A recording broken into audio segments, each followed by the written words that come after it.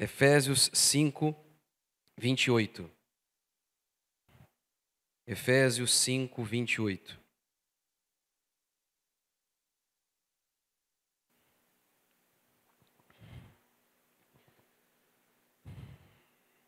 Diz assim a palavra do Senhor. Da mesma forma, os maridos devem amar cada um a sua mulher como a seu próprio corpo. Quem ama a sua mulher, ama a si mesmo. Além do mais, ninguém jamais odiou o próprio corpo. Antes, o alimenta e dele cuida. Como também Cristo faz com a igreja, pois somos membros do seu corpo. Por essa razão, o homem deixará pai e mãe e se unirá à sua mulher, e os dois se tornarão uma só carne. Este é um mistério profundo. Refiro-me, porém, a Cristo e à igreja. Portanto, cada um de vós também ame a sua mulher como a si mesmo, e a mulher trate o marido com todo respeito. Senhor Deus e Pai, te agradecemos por essa noite. Peço que a tua graça esteja sobre nós, que o teu Espírito Santo me capacite a pregar a tua santa e bendita palavra, e que nós possamos sair daqui hoje edificados, confrontados, e que saiamos diferente de como nós entramos, em nome de Jesus. Amém. Gente, peraí, fechou aqui. Aí, vou deixar aqui em cima assim. Bíblia Nova. Eu já vou entrar no texto, eu só vou fazer uma pequena introdução aqui, porque as coisas que eu tenho falado aí ao longo do meu ministério me levaram a ser processado 5 vezes. E eu sou ameaçado de todo tipo de coisa que você puder imaginar. Óbvio que eu acredito que aquilo que eu estou falando é certo. De vez em quando eu falo algo na internet e a pessoa fala, mas você acha que você está certo? Olha, se eu achasse que eu estava errado, eu ficava em casa. Véio. Se eu achasse que eu estou errado, vou falar para vocês o que é aqui. Gente, eu não sei não, me sigam, eu estou perdido. Como é que é isso? Um negócio louco. É óbvio que eu acredito naquilo que eu prego.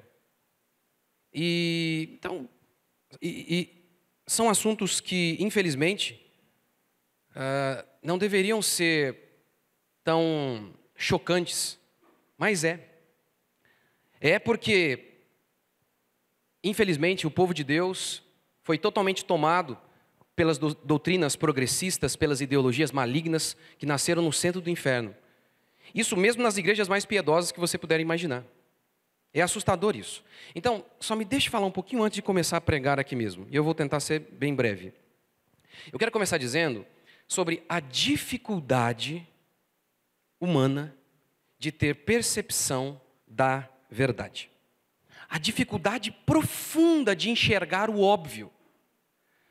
Ao longo de toda a história da filosofia, o que você nota, e a filosofia é o homem por si só tentando buscar conhecimento e sabedoria, a parte de Cristo.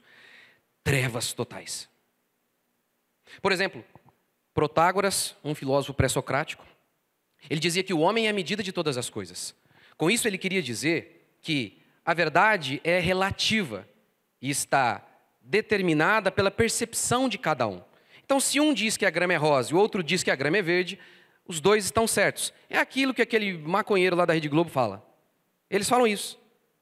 Eu discordo de você, você discorda de mim, mas está todo mundo certo. Protágoras dizia isso. E é o que a gente chama de relativismo. E há uma história, uma ilustração muitas vezes recorrente e contada para retratar isso. Colocaram 7 homens para avaliar um elefante. E aqueles homens estavam vendados.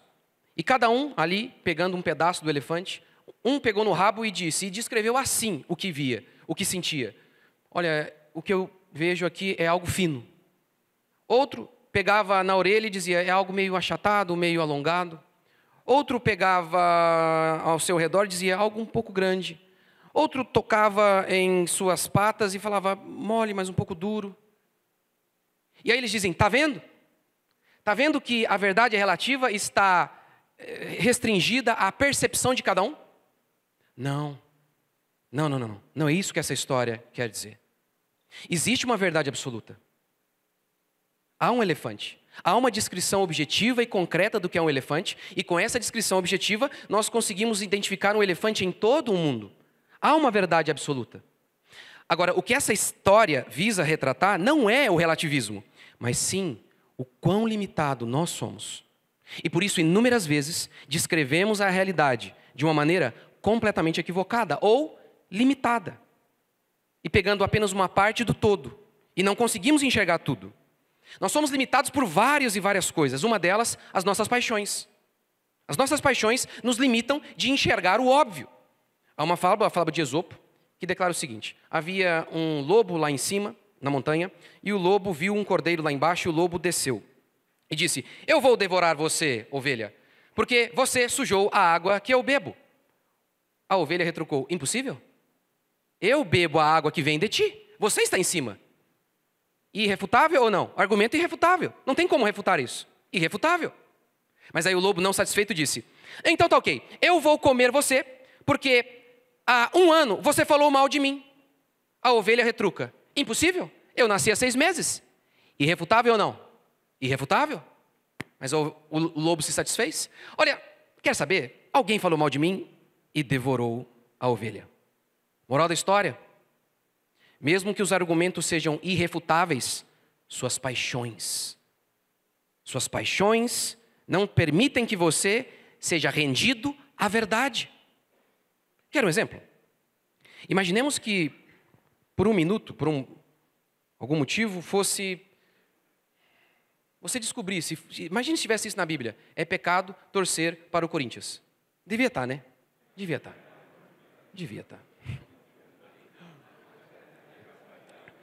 Está vendo por que eu sou processado?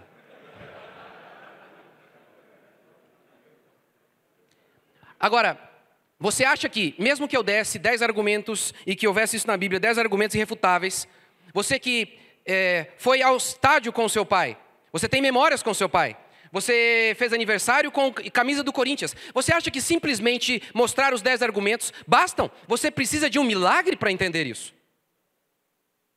Suas paixões estão envolvidas. Por isso Deus ordenou que os crentes não se casem com incrédulos. Até o homem mais sábio do mundo, Salomão, se tornou estúpido por casar com mulheres gentias. Sabe por quê? Envolve paixão. Imagine, Salomão se casa com uma mulher que adorava ídolos.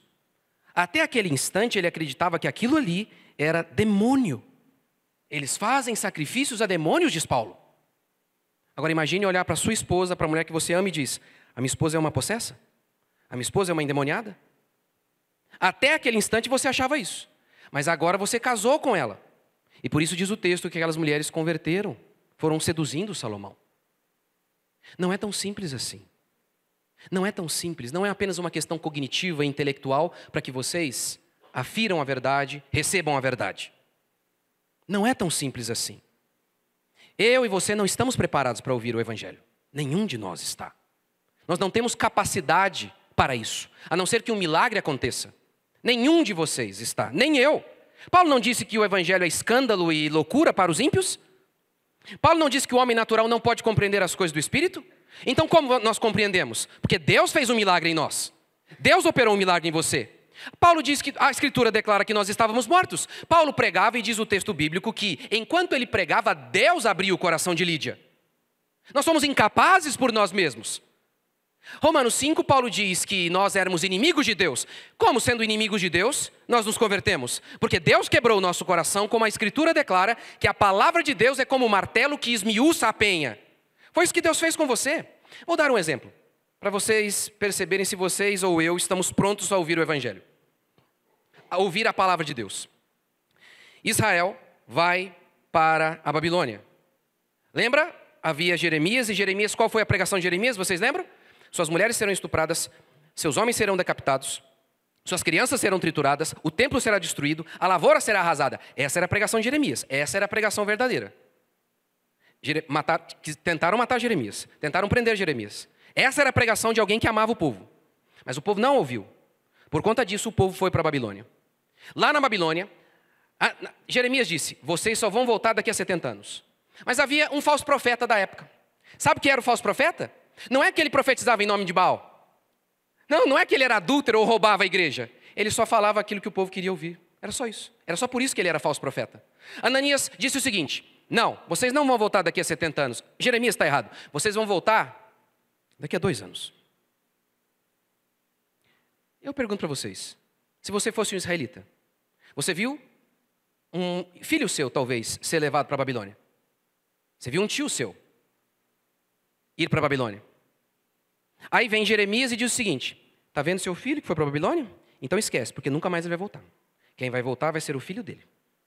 Nunca mais você verá seu filho. Vocês estão preparados para ouvir isso? Porque o falso pastor falou o seguinte: daqui a 2 anos, seus filhos vão voltar. Daqui a 2 anos, seus tios vão voltar. Eu pergunto para você, se você está preparado para ouvir essa mensagem, essa era verdadeira. A mensagem de Jeremias era verdadeira. Você está? Eu não estou. Eu preciso que aconteça um milagre para que eu possa ouvir o Evangelho. Vocês também. Todos vocês. Ou vocês acham que vocês são melhores que Gideão? Porque Gideão resistiu à vontade de Deus de início. Moisés também. Ah, mas eu não. Eu sou demais. Vocês acham mesmo isso? Que vocês nunca resistem a Deus? Que vocês nunca resistem à vontade de Deus? Meu texto é pesado, bem pesado. Mas eu tenho a meu favor, primeiro, a interpretação clássica disso aqui. Segundo, eu tenho a meu favor a biologia para argumentar sobre isso aqui, que o homem é provedor. E tem um outro argumento, a história. Até o advento do feminismo, o que eu vou falar para vocês aqui, que talvez choque vocês, até o advento do feminismo era normal. Eu tenho outras pregações em que eu faço citações diretas dessas obras feministas que provam isso que eu estou falando aqui, que eu vou falar nessa pregação. Essa pregação, obviamente, ela faz parte de várias outras, seria melhor entendida à luz da minha série Esquerdismo e à luz da minha série sobre casamento, em que eu vou explicando esses outros elementos históricos que tornam mais claro para entender isso aqui. Tendo dito isso, vamos para a pregação. O nome da minha pregação é O Homem Provedor. O pastor disse bem: o feminismo não é uma luta de direito das mulheres. O feminismo é uma luta contra o homem macho. O feminismo odeia o homem macho. Há vários motivos. Um deles, porque o feminismo na realidade defende a esquerda. O feminismo defende um Estado gigantesco e ditatorial. E sabe quem é o único ser capaz de enfrentar um Estado gigante, algo maior do que ele? Homens bravos e corajosos que foram preparados para a guerra. É por isso que o feminismo odeia a masculinidade. Porque são esses homens que têm peito de enfrentar o Estado. Quando ele se torna um demônio, quando ele se torna idólatra. O que define um homem? Por conta desses movimentos feministas, você tem notado ao longo dos últimos anos movimentos falando sobre masculinidade. Nós estamos aqui. E muitas vezes aparecem caricaturas. Eu já fui convidado por alguns deles. Não fui. Por exemplo, eles acham que o que define um homem é porque eles falam palavrão. É sério. Movimento de masculinidade, aí a pregação é jocosa, é uma linguagem espúria. Porque eles acham que isso é masculinidade. Sabe o que eles estão fazendo? Eles estão saindo do feminismo e pegando masculinidade no bar. Não, a gente tem que vir para a Bíblia. E vir com aquela perspectiva que eu acabei de falar. Sabendo que nós tendemos a lutar contra Deus. Sabendo que nós somos limitados e precisamos de um milagre para que Deus fale conosco. Um verdadeiro milagre. Quer dizer, Deus fala conosco. Agora precisamos de um milagre para conseguir ouvir a voz dele. O que define um homem? Quais são as funções de um homem? O homem é provedor. Essa é a grande característica de um homem. A Bíblia diz isso, a história evidencia isso, e o próprio corpo humano mostra que o homem é provedor. Sexualmente falando, não é assim? O homem, ele não é a semente, e a mulher não é a terra? Veja, por todos os lados nós vemos isso. Quão importante é este assunto? De que o homem é provedor. Financeiramente, provedor de ensino, como eu vou mostrar, provedor de filhos, como eu vou mostrar. Porque isso é tão importante. E principalmente pensar nessa perspectiva. Ele é provedor financeiro, ele alimenta e cuida de sua esposa, diz Paulo aqui. O homem alimenta a sua esposa. Por que isso é tão importante? Basta ver a importância que as feministas dão a este tema. As feministas tinham como um dos pontos centrais da libertação feminina, da opressão masculina que elas sofriam, Eu tenho uma pregação inteira dizendo que isso não é verdade num contexto geral. Mas enfim, a tese delas é essa. As mulheres sofrem debaixo do patriarcado, debaixo da opressão do homem macho. Como serem livres? Especificamente, sendo livres financeiramente.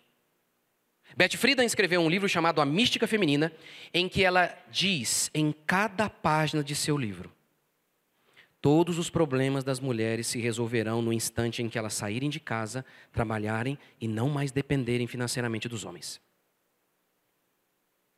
E com esse livro, que é um livro feminista, eu já comprovo um pouco do que eu tenho falado para vocês. Que sempre foi assim, o homem sempre foi o provedor. Até o feminismo. Inclusive, Beth Friedan, feminista, endemoniada, redundante, mas é isso. A Beth Friedan disse isso. Que até aquele momento era assim que funcionava. O homem era o provedor. Ela confirma isso e ela diz, está errado isso. Vamos acabar com isso. Você nota então a importância desse tema bíblico.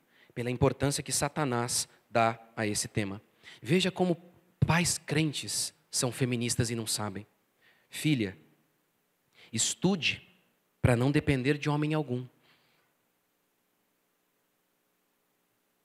Primeiro já mostrou que, está vendo, que estudo não tem a ver com questão de estudar de verdade, tem a ver com arranjar emprego.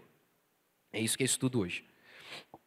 Tem nada a ver, estudo não tem nada a ver com isso. Estudo de verdade é a busca da verdade. Mas enfim, estude para não depender de homem algum, ou seja, tenha um bom emprego, porque também acreditam que somente por meio da faculdade terá um bom emprego, né? Tenha um bom emprego para que você não dependa de homem algum. Uma só carne.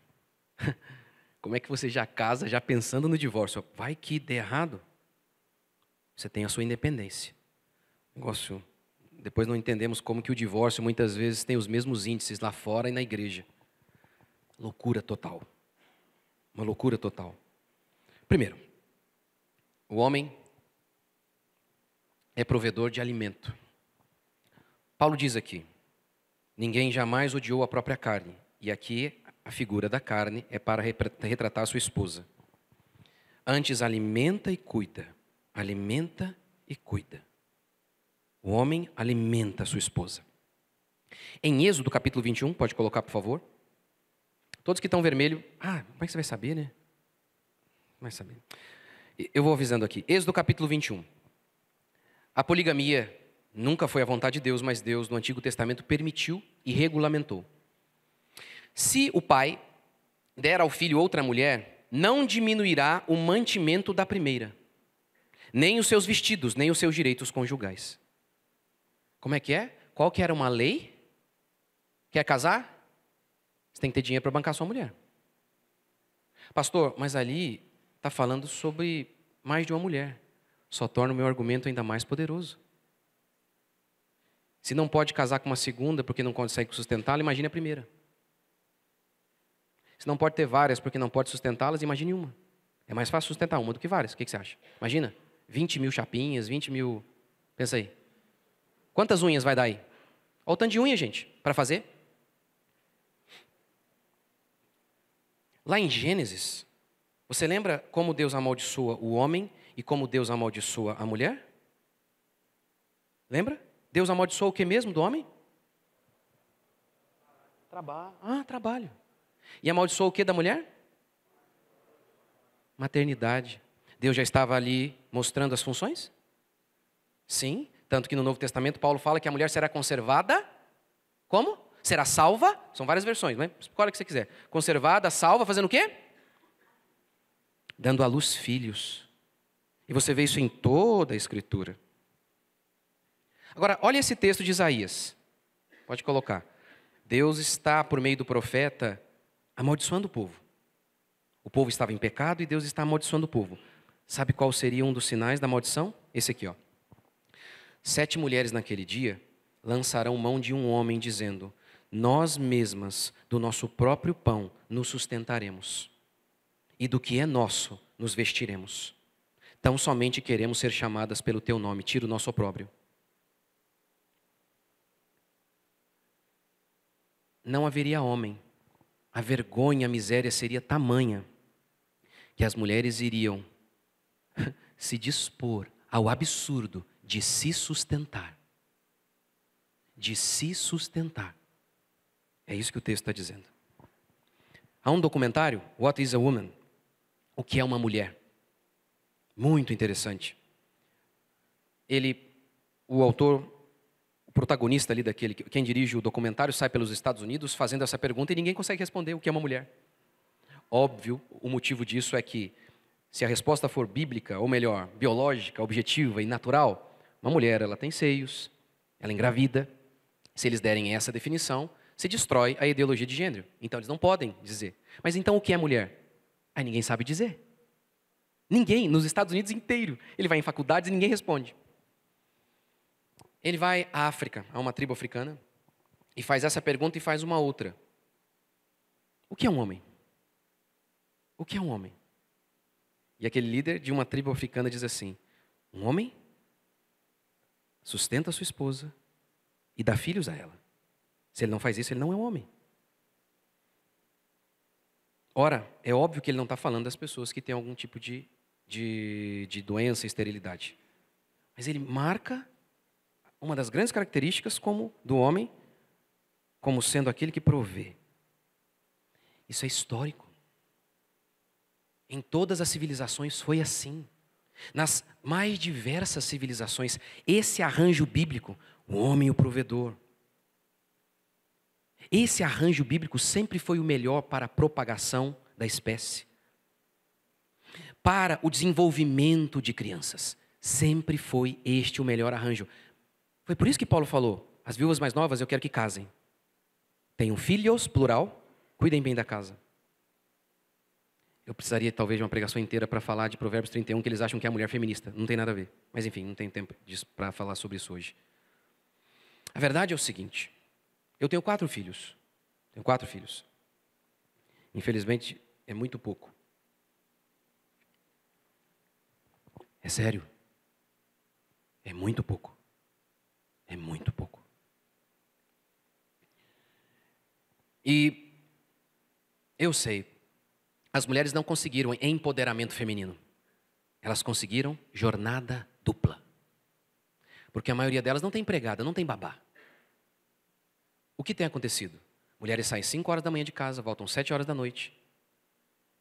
E os filhos como estão? A casa como está? Há pesquisas de ímpios, nem é de crente, mostrando que esse arranjo é muito difícil. Quase não tem sexo, porque a mulher está sempre cansada, estressada.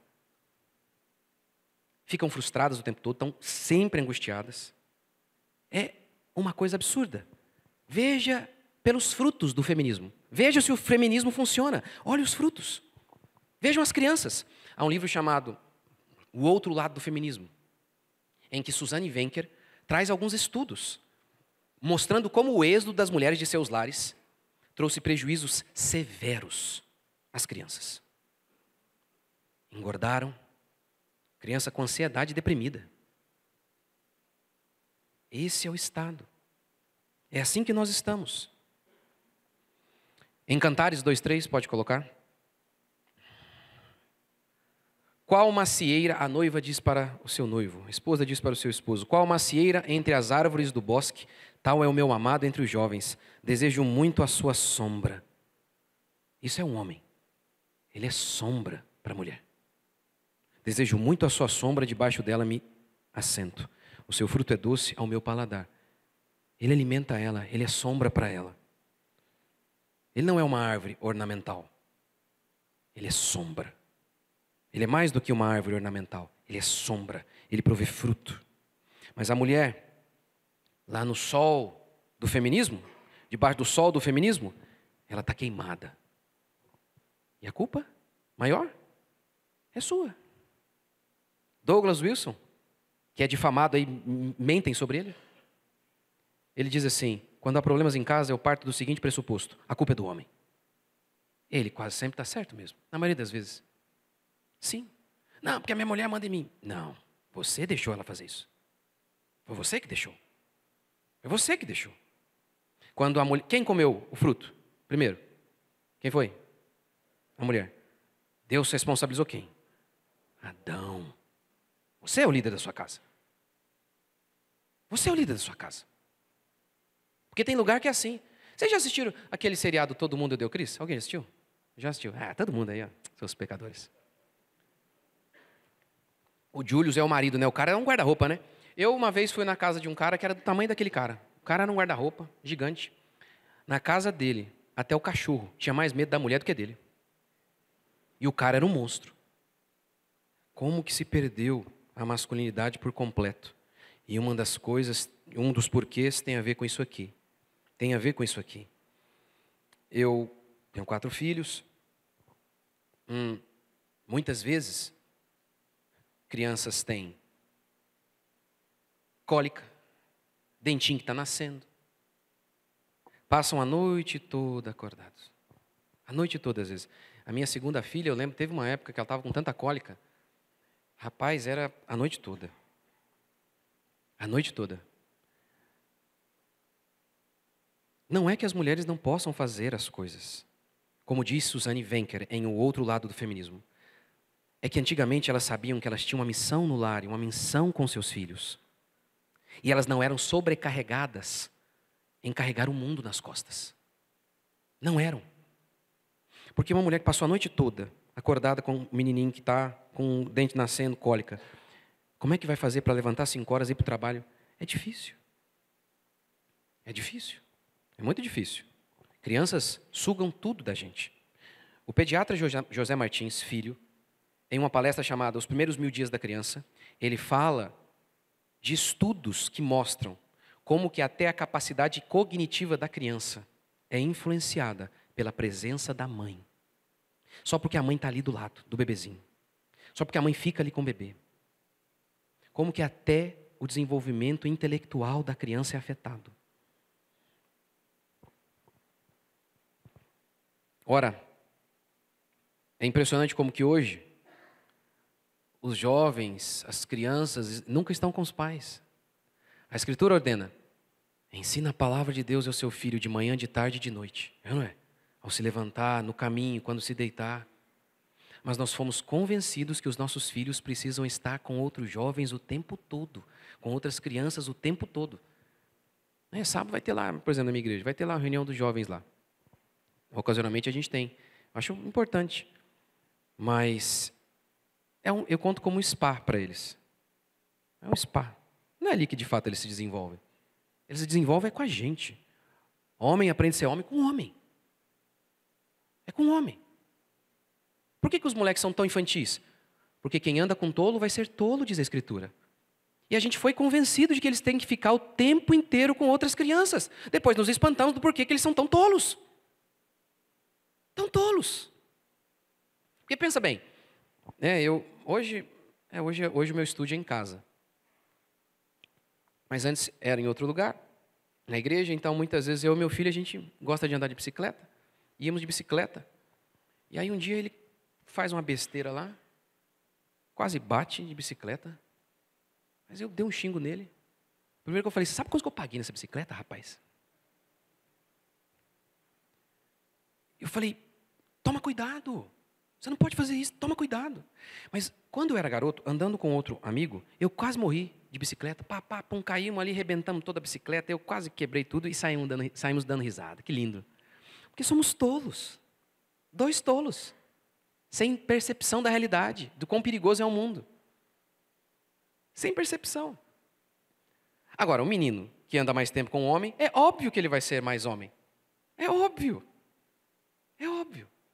Meninos que andam mais com adultos, é óbvio que eles serão diferentes. Mas é óbvio. Mas isso não acontece porque nem as mães estão em casa, ninguém nunca está em casa. Nós estamos sempre terceirizando nossos filhos para todo mundo. Todo mundo é responsável. A escola, é o pastor de jovens é o grande responsável. Não é. Não é. É você, pai. A missão é sua. Há uma ordem explícita na Bíblia, ordenando que você eduque seu filho, que você instrua-o na palavra. Está na palavra de Deus. Segundo, o homem é provedor de ensino. Conservem-se as mulheres caladas nas igrejas, porque não lhes é permitido falar, mas estejam submissas. Eu nem vou entrar eu tenho pregação sobre isso. Hoje tudo é cultural, né? Já reparou isso? Não, isso aí era da época da cultura, da época. Os gays também usam esse mesmo argumento, sabia? Para dizer que as mesmas coisas que Paulo fala era da época, era cultural. Com esse argumento você elimina quase todo o Novo Testamento, porque qualquer coisa que você diz que é cultural, você pode olhar lá em Romanos e falar, é cultural. Mas enfim, eu precisava de algumas pregações para explicar isso aqui. Se porém querem aprender alguma coisa, interroguem em casa seu próprio marido, porque para a mulher é vergonhoso falar na igreja. Olha que coisa. Independentemente de como você interpreta aqui, se você não crê nisso aqui de maneira literal, creio que você está errado, mas tudo bem.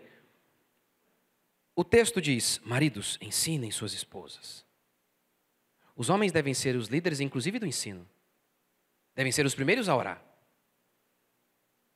Devem ser os primeiros a levantar e erguer as mãos para o alto, como Moisés fazia. Lembra? Quando Moisés deixava de ladinho lá, armava uma tendinha, ele começava a orar, aí diz o texto que todo mundo seguia Moisés e começava a orar em cada um de suas tendas. Lembra disso? O homem lidera. O homem lidera. Lidera ensinando. Sendo cheio do conhecimento do Senhor. Diminui um pouco a Netflix, o jogo do Corinthians. Vai ler, vai estudar a palavra de Deus. E ensine sua casa, como Paulo está instruindo aqui. Terceiro. O homem é provedor de filhos. Provedor de filhos. Eu precisaria de uma pregação inteira para mostrar o quão feminista você é. Mas é só um princípio. Se puder, assista a minha pregação, cristãos tenham filhos. Mas, vamos lá. Em Gênesis, Deus ordena que o homem tenha filhos. O homem cai. Deus repete a ordem para Noé. Deus repete a ordem. Em épocas difíceis, porque dizemos que não devemos ter filhos porque a época é difícil. Você acha que existe época pior do que sendo a época da escravidão? Lembra disso? O povo de Israel, lá no Egito, e diz o texto que o povo se fortalecia e tinha filhos. Eu sei, você diz que ter filhos é fraqueza. Eu sei que você diz que ter mais filhos é pobreza e por aí vai.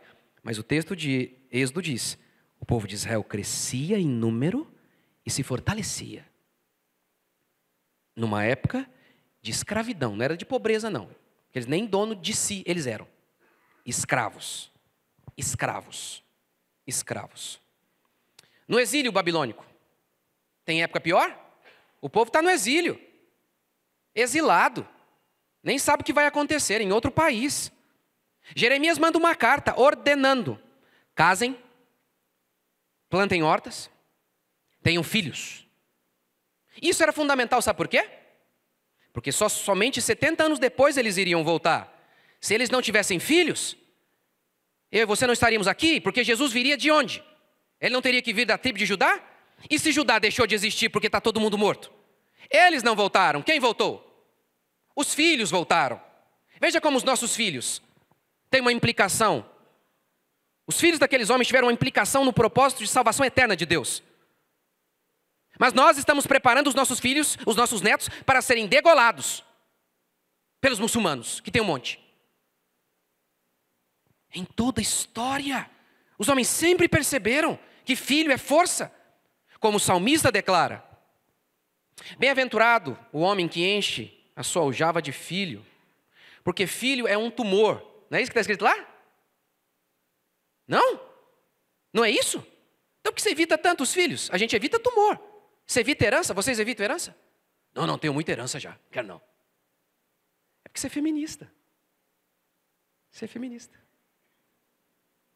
Bem-aventurado o homem que enche a sua aljava de filhos. E no Novo Testamento? A mulher será conservada dando à luz a missão de filho, dando à luz filhos, será conservada na sua missão de mãe. Você sabe, na Bíblia, me dizer se tem alguém que evitou filhos? Teve um. O que aconteceu com ele, vocês lembram? Ele morreu. Deus o matou. Ah, pastor, mas ali era o levirato, ele estava evitando, porque ele não queria dar o filho para o irmão falecido. Sim, mais cruel ainda não querer suscitar herança para si mesmo. Você sabia que até 1930 era considerado pecado isso, evitar filhos? Você sabia? Nas igrejas? Em todas, no mundo inteiro. Sabia disso? Você sabia por que isso mudou? Uma mulher chamada Margaret Sanger, feminista. eugenista. Sabe o que é eugenista? Estilo Hitler, que diz, há pessoas que não devem existir. Por exemplo, pobres. Ela dizia, negros não deveriam se desenvolver e se multiplicar. Eu odeio esse discurso, sabe por quê? Porque a minha avó teve 10, 12, nem lembro, teve tanto. Minha mãe foi a nona. Meu avô era bem pobre. Se meu avô tivesse ouvido, eu não estaria aqui hoje. Tivesse ouvido essa feminista. É triste isso. É triste. E eu falo, porque meu filho está aqui, ele tem 15 anos, minha segunda filha tem 7. Por quê? Meu pecado. Eu ouvi o feminismo, acreditei em todas aquelas mentiras. Obviamente a culpa é minha, meu coração pecaminoso quis ouvir. Mas... E muitas mulheres desejam. Eu mesmo sufoquei isso na minha esposa. Queria ter mais, mas eu sufoquei. O homem é provedor de filhos. O homem é provedor de filhos. É interessante que lá em Gênesis, Deus ordena que os homens tenham filhos, e ao mesmo tempo, Deus ordena que o homem subjugue a terra.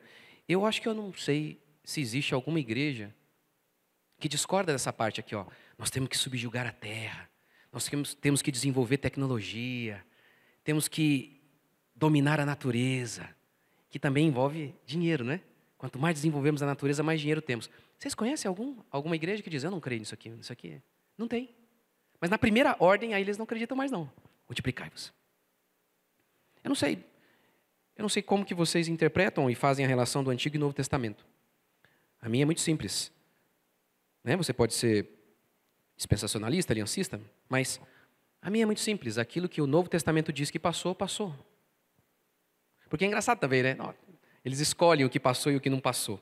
Por exemplo, Salmo 23. Não, esse vale. O Senhor é meu pastor, nada me faltará. Eles fazem alguns critérios muito estranhos. Muito estranhos. Eu creio naquilo que Jesus disse. Eu não vim alterar, eu vim cumprir. E aquilo que na realidade foi mudado, na realidade não é nem porque foi mudado. É porque ele falou, era sombra. Era uma sombra. Agora está aqui o que é perfeito. Por isso foi deixado de lado. Ou pense, por exemplo, no casamento. Permitiu a poligamia. No novo, ele muda, mas não é uma mudança, é simplesmente uma volta ao Éden. É uma volta ao princípio original. Estranho. Quarto, o homem é provedor de proteção e segurança. O homem alimenta e cuida. Alimenta e cuida. Protege sua esposa. Como planta frágil, como Paulo diz, como a Escritura declara. Pedro declara, homens, tenham consideração para com suas esposas, como parte mais frágil, para que não se interrompam as vossas orações. Imagina isso, gente. Imagina, você trata a sua esposa que nem um cavalo, aí depois você vai lá e ora, e fala, por que minha empresa está travada? Aí Deus diz, eu não estou ouvindo você. Você está tratando a sua esposa de modo rude, cruel. Você está sendo frouxo, porque muitas vezes você não é macho para enfrentar o pessoal da sua empresa, aí você vai e desconta a sua esposa. Por isso eu não estou ouvindo a sua oração. Lembra de Malaquias também? Em que ele descreve o seguinte cenário, os homens chorando diante do altar. E Deus dizendo assim, não, eu não vou ouvir vocês, porque eu fui testemunha da tua aliança com a mulher da tua mocidade, que você está quebrando. Eu fui. Você não prometeu que ia ser fiel a ela? Então por que você está vendo pornografia? Aí Deus diz, não vou ouvir. Arrependa-se. Cuide, proteja. Ainda bem que suas mulheres não estão aqui, porque senão, imagina elas ouvir isso aqui. Olha, amor, você me trata mal para você ver. Quando você ficar com medo, vai lá e chora diante de Deus. Quando as pressões forem muitas, chorem diante de Deus. Não fica lá, fazendo a sua esposa também ficar angustiada. Proteja, cuide. Ninguém jamais odiou a própria carne, diz Paulo. Ou seja, maltratar a esposa, não cuidar da esposa, é burrice, porque é fazer mal a si mesmo. É fazer mal a si mesmo. Uma das aplicações disso é o que eu acabei de falar. Deus não vai ouvir a sua oração. Quinto, o homem é provedor de vida. Maridos, amem vossas mulheres, como também Cristo amou a igreja e a si mesmo se entregou por ela. Se entregou por ela, morrendo por ela. Uma das maneiras práticas de fazer isso é: levante cedo. Vai lá, trabalha. E para de ficar choramingando, chegar em casa reclamando e estressado. E vocês devem ser muito mais estressados, porque o trânsito aqui não é mole, não. É para o cara ser testado mesmo, meu amigo. Sabe por quê? Porque eu moro no interior. Interior vocês têm que saber como é que é. 5 minutos a gente chegou no trabalho. É uma maravilha. Não tem isso. Você olha e fala, tarde. É assim. Estou brincando, a minha não é tão assim, não. A minha não é tão interior. Mas é bom. Vai lá, meu filho. Vai para o seu trabalho. Se arrebenta lá mesmo. É isso mesmo. Se mata lá pela sua família. Depois volta para casa. E quando as coisas estiverem ruins, não vai choramingar, não. Fala assim, ó. Está difícil, mas o Senhor é conosco, Ele vai prover. Ele é conosco, Ele vai prover. E ergue as mãos para o alto e veja o maná cair. E seja esse provedor, então, de vida, de segurança. Para quê? Para que ela desempenhe a maior missão de todas. Que ela cuide da maior riqueza que você tem, seus filhos. Faça isso. Essa é a vida mesmo, gente. A vida é essa mesmo. Ontem eu recebi uma mensagem. Um garoto, acho que ele está querendo casar. E ele estava reclamando lá, falando lá das dificuldades e tal, com a sogra, com não sei quem mais, e não sei o que lá, e de falta de dinheiro, e um monte de problema. E aí eu falei, e aí, pastor, como é que eu faço? Aguenta, é isso, não tem outra coisa. Ué, é só isso, meu filho. É só aguentar, é isso mesmo. Às vezes você pega uma sogra que é um demônio, uma jararaca. Você fica quieto ainda, por conta da sua esposa, por amor a ela, você aguenta. Tá sendo gravado? Tá, né? Eu amo minha sogra, mas minha sogra fala demais. E no começo eu tinha uma raiva. Aí eu sentava para conversar e ela perguntava para mim, Rodrigo, o que você acha desse pastor aqui? Aí eu acho que, por que eu acho? Então ela perguntava, ela respondia, eu falei, vai. E aí a minha é uma benção, a minha ainda é muito fácil de lidar. Eu sei, a sua talvez mais difícil. Talvez melhor, enfim, não sei. Mas eu sei que eu falava, gente, eu vou ficar... Puxa, é a mãe da minha esposa, rapaz. É a mulher que trouxe a minha esposa à vida. Eu não posso, eu tenho que aguentar, tenho que dar conta, eu tenho que... Não posso ficar, vou colocar minha esposa contra a mãe dela? Pelo amor de Deus. Não posso fazer isso não. Meu sogro hoje, ele é falecido, infelizmente. Mas meu sogro vinha falar comigo e falava, você não vai casar com a minha filha, não. Vai embora daqui, vamos ver se pode. Negócio difícil, não? Ele não queria, porque ele sabia que eu ia trazer a minha esposa para cá, para São Paulo. A gente morava em Goiânia. E aí minha esposa ficava triste, eu falava, gente, não preocupa não, a gente aguenta, o que é isso? A gente tem que ser isso para as nossas esposas. Ser esse ombro forte. Então, definitivamente, eu não acredito que, como alguns movimentos de masculinidade creem, que a sua masculinidade é porque você fala palavrão, é porque você tem um charuto na boca. É sério. Nem vou entrar aqui eu não fumo, nem bebo. Nem estou entrando na polêmica de se pode ou não pode. Mas esses estereótipos. Sabe, você pode fazer tudo isso e não é macho. Quantos desses, por exemplo, quando o Estado veio e quis fechar as igrejas? Quantos falaram, vem fechar a minha para você ver? Vem fechar aqui a minha igreja. Quantos empresários falaram, vem aqui para você ver? Quantos se posicionaram? Você imagina se todo mundo falasse, não, aqui não vai não. Aí o Estado ia prender todo mundo? Está vendo como que nós somos totalmente doutrinados para não sermos combativos? Para não sermos protetores? Porque Deus nos fez para o combate. Fomos doutrinados a não ser assim mais. Fomos doutrinados a não ser assim mais. Isso começa desde o desarmamento, né? O cara vai lá e fala para você o quê? Não reaja. Como é que é? Entra um estuprador na minha casa, se eu não posso reagir para defender minha esposa, eu prefiro morrer. Que papo é esse de não reaja? É claro também, como é que eu vou reagir? Ele com uma arma, eu com uma flor? Reagir que jeito, né? Desarmou todo mundo? Mas o problema não é só o desarmamento, é o discurso. Não proteja os seus. É isso que é o discurso. Vê se tem lógica um negócio desse, gente. É uma loucura total. Eu estava esses dias numa casa de material de construção lá na minha cidade, aí entrou um vagabundo, você acredita? Um bandido, a polícia correndo atrás dele. E aí, ninguém fez nada. Eu estava no caixa, ele estava ali, ninguém nada. Quando ele passou por mim, dei nele. É óbvio. Derrubei ele, segurei para a polícia e saí correndo, né? É um absurdo. Como que nós, ninguém, todo mundo vendo o cara, ninguém faz nada. É impressionante. Impressionante como que perdemos mesmo a essência do que é ser homem. É aquele que protege, é aquele que provê vida, que provê filho, que provê recurso, é aquele que ampara.